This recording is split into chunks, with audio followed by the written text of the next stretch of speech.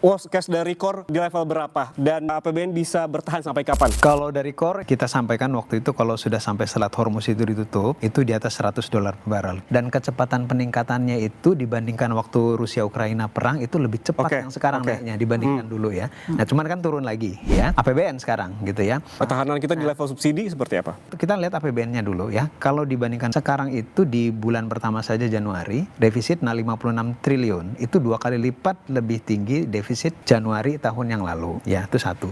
Yang kedua, sebelum ini kita juga APBN cenderung defisitnya tuh bertambah ya. Jadi kemampuan untuk meningkatkan subsidi, kalau seandainya subsidi mau ditingkatkan ya, nah ini juga berarti ada potensi untuk meningkatkan defisit secara keseluruhan. Ini artinya tekanan fiskal semakin berat? Makin berat ya, karena itu tadi, satu fiskalnya sendiri defisit sudah tinggi, lalu kemudian nanti kalau harganya sampai di atas $100, berarti subsidi juga naik. Tapi juga ada tadi disampaikan oleh Pak Sugeng, kita juga ada windfall dari penerimaan ya, jadi itu memang betul itu. Jadi PNBP kita itu cukup besar dari migas, tapi biasanya sih memang kalau dia udah sampai $100 per barrel, nah ini biasanya keputusannya tetap lebih besar itu di subsidinya.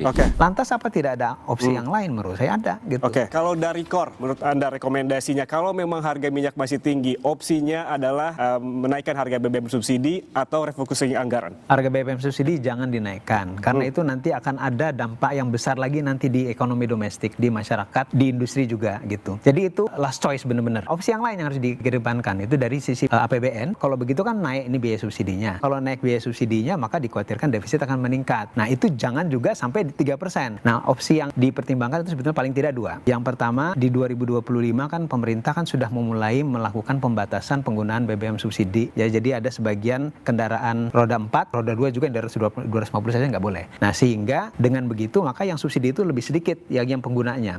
Biaya subsidinya juga jadi turun ya. Tapi kalau hanya itu saja, menurut saya, kalau dengan harga di atas $100 per barrel dalam jangka waktu panjang itu tetap bisa nggak cukup. Maka perlu ada refocusing dari alokasi anggaran ke program-program yang kurang urgent ke yang lebih urgent. Sekarang ini kan sudah tanggap darurat menurut saya. Apa Mas? Termasuk MBK 286 triliun, kurang lebih kan. Koperasi Desa Merah Putih itu sekitar 400-an triliun. Sebagian kan kalau dihentikan sama sekali kan politically mungkin incorrect ya. Jadi paling tidak ditondang gitu ya, sehingga ada alokasi untuk yang tanggap darurat.